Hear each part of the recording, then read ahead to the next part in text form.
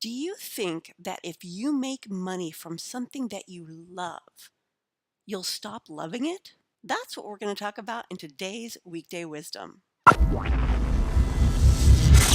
Hi, this is Carma Spence, the Own Your Awesome Mentor. And today we're going to talk about the second Mind Goblin. And that is if I do make money from something I love to do, for example, my hobby, it'll drain all the joy out of it. That's true and it's not true. Let's see what I had to say about it. Today's mind gremlin that I'm going to talk about is if I make money with my hobby, it'll drain all the joy and fun out of it.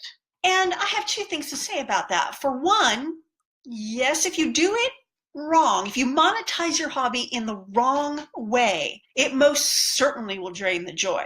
For example, for many years, I was a web designer, and I kind of fell into web design because I'm very creative and I liked playing around and just making pretty things. But the thing is, once I started doing it for other people, I couldn't do it the way I liked it. My clients were asking me to do things that were beyond my technical know-how, and I really didn't want to learn. And it got to the point where I absolutely hated my business.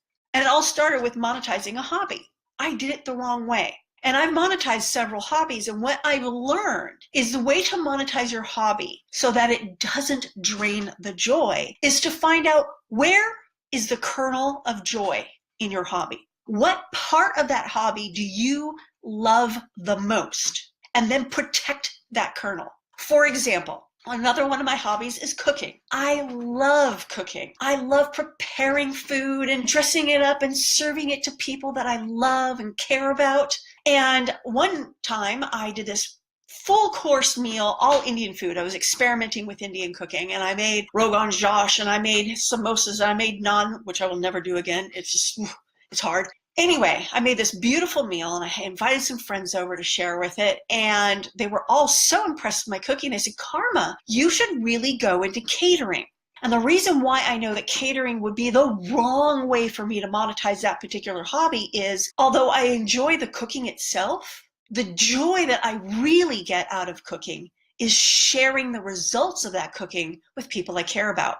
Now, if I was to cater, all I'd get to do is do the cooking, and then I'd hand it off to people I don't know, and I wouldn't even get to share in it. So basically, I'd be doing the part that's okay and completely missing out on what I thought was the most fun part of cooking. So catering's a bad way for me to monetize my hobby of cooking. Now, if you love cooking and that's not where you find the joy, then maybe catering's a good option for you. But I have monetized that hobby. Here's how.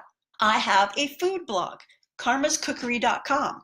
And I've been building up that blog over time, and it is now actually making some money. It makes money through affiliate links through Amazon, and there are a couple of companies that actually pay me to post on it. They pay me actual money to post stuff on my blog.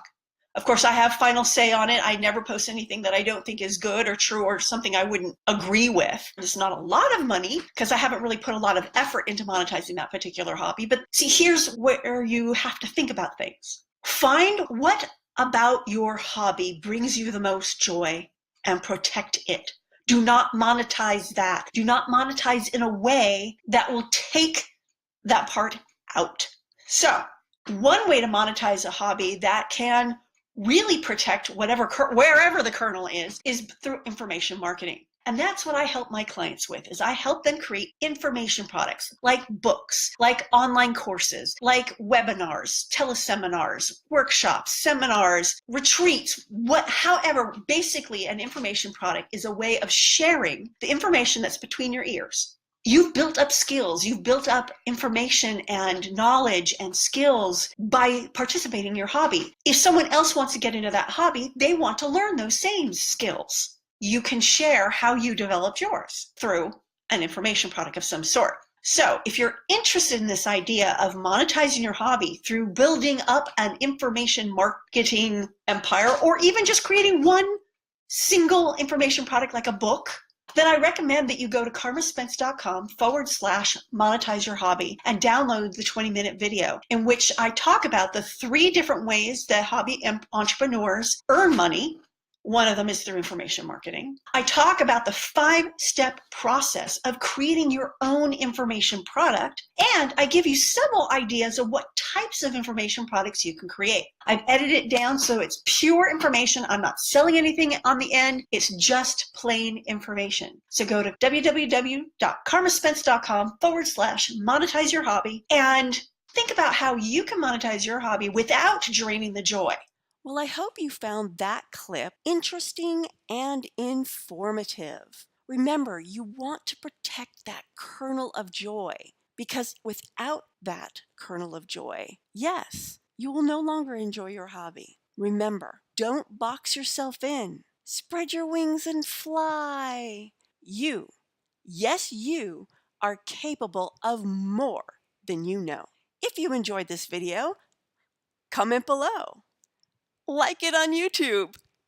Leave comments to let me know what you thought about today's content, what your experiences with today's content was, and if you have suggestions for future content, definitely comment below.